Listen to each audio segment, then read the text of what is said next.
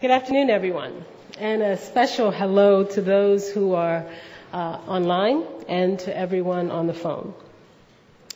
The scientific community, the business community, and the policy world have spent decades studying greenhouse gas pollution and climate change. Scientists in the United States and around the world have tracked in the last century, and in particular in the last 3 decades, alarming increases in the amount of greenhouse gases in our skies. That increase is deteriorating the natural balance in our atmosphere and changing our climate. There have and will continue to be debates about how and how quickly climate change will happen if we fail to act. But the overwhelming amount of scientific studies show that the threat is real, as does the evidence before our very eyes. Polar ice caps crumbling into the oceans, changing migratory patterns of animals and broader ranges for deadly diseases, historic droughts, more powerful storms, and disappearing coastlines. After decades of this mounting evidence, climate change has now become a household issue. Parents across the United States and around the world are concerned for their children and grandchildren. Governments are investing billions in adaptation strategies. Businesses are investing billions in efforts to cut greenhouse gases.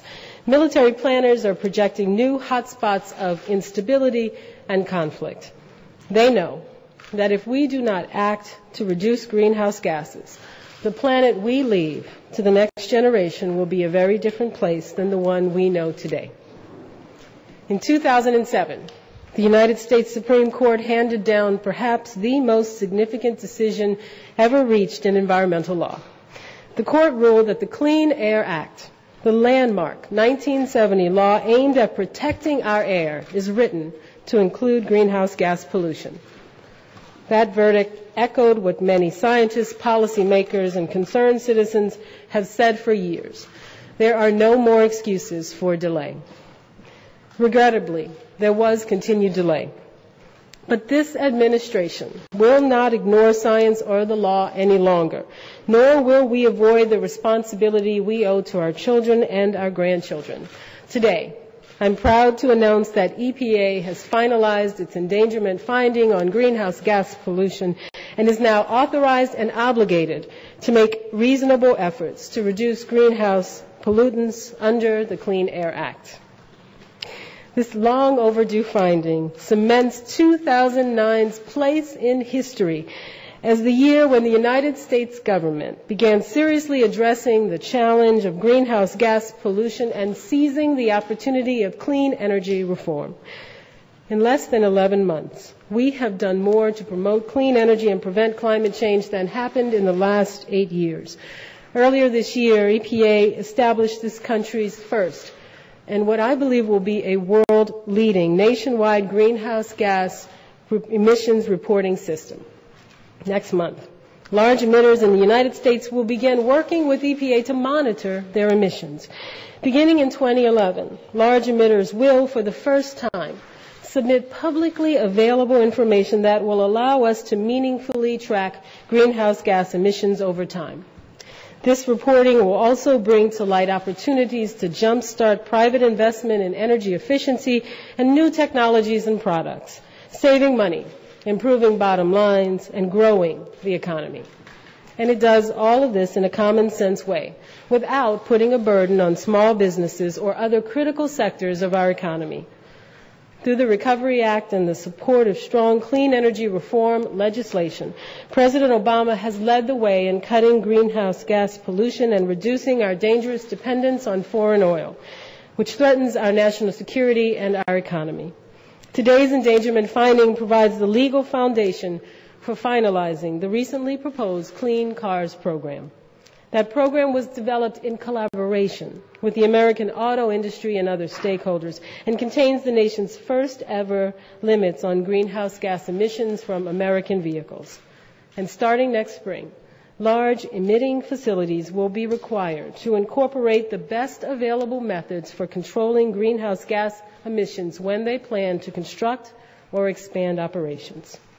These are reasonable, common sense steps that will allow us to do what the Clean Air Act does best: reduce emissions for better health, drive technology for a better economy, and protect the environment for a better future, all without placing an undue burden on the businesses that make up the better part of our economy. Today's announcement and these efforts are designed to complement comprehensive clean energy reform.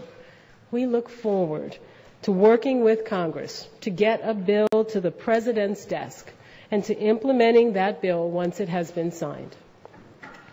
We know that skeptics have and will continue to try to sow doubts about the science. It's no wonder that many people are confused. But raising doubts, even in the face of overwhelming evidence, is a tactic that has been used by defenders of the status quo for years. Those tactics have only served to delay and distract from the real work ahead, namely growing our clean energy economy and freeing ourselves from foreign oil that endangers our security and our economy. It's time that we let the science speak for itself. In making this finding, we relied on decades of sound, peer-reviewed, extensively evaluated scientific data. That data came from around the world and from our own U.S. scientists. Today's action is a step towards enduring, pragmatic solutions to the enormous challenge of climate change. It is a step towards innovation, investment, and implementation of technologies that reduce harmful emissions. And it's a step towards green jobs, reduced dependence on foreign oil, and a better future for our children. It also means that we arrive at the climate talks in Copenhagen with a clear demonstration of our commitment to facing this global challenge. We hope that today's announcement serves as another incentive for far-reaching accords in our meetings this week.